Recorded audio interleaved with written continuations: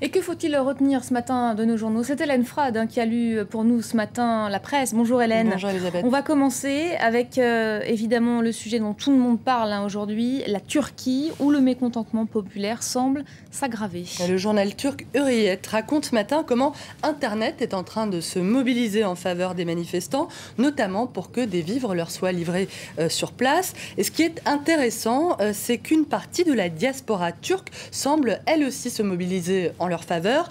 Et si le mouvement n'en était qu'à ses prémices, c'est la thèse qu'on retrouve du côté du Huffington Post, le site américain qui a établi la liste des récriminations de ceux qui manifestent en ce moment même contre Recep Tayyip Erdogan.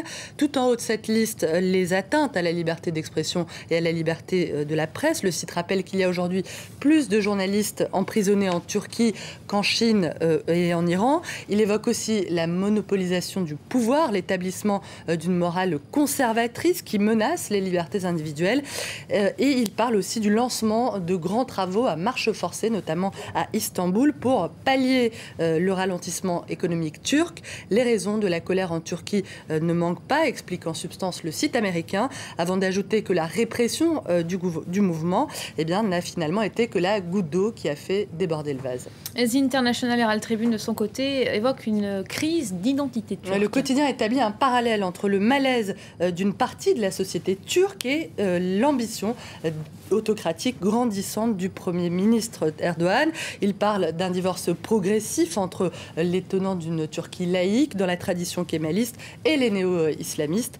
Le journal rappelle aussi la façon dont Erdogan a bouleversé les rapports de force politique en Turquie en imposant notamment le contrôle des militaires par les civils. Une vraie révolution, un séisme silencieux dont le Premier ministre devrait aujourd'hui écouter finalement l'onde de choc. C'est ce qu'écrit ce matin The Guardian en l'invitant à faire son examen de conscience.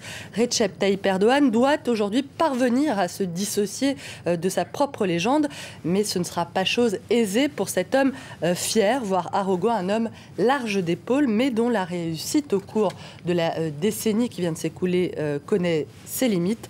Recep Tayyip Erdogan, invité par The Guardian à réagir à ce qui se passe en ce moment dans son pays avec humilité.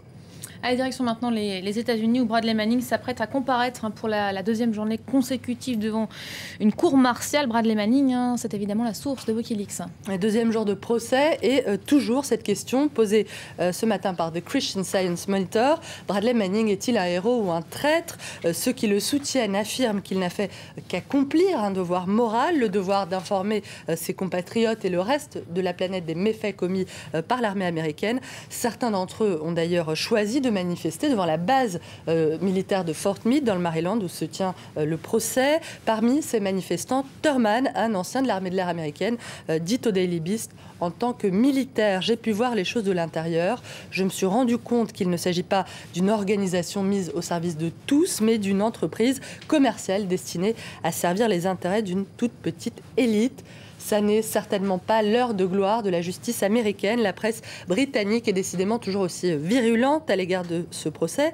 Et c'est à voir ce matin du côté de The Independent qui rappelle les conditions extrêmement éprouvantes de la détention de Bradley Manning. Des conditions honteuses, écrit le journal. Son maintien à l'isolement parfois complètement nu. Ça n'est pas de la justice, c'est de la vengeance. Fin de citation.